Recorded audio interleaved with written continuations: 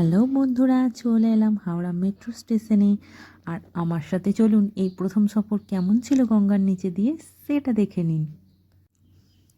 উঠে পড়লাম লিফটে আর সোজা চললাম 30 ফুট নিচে।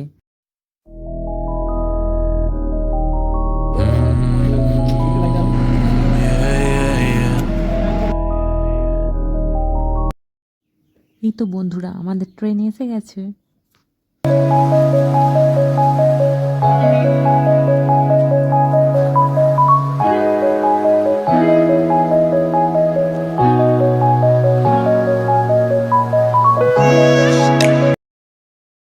কিন্তু এ কি বন্ধুরা, গঙ্গার নিচে শুধু এই নীল আলো।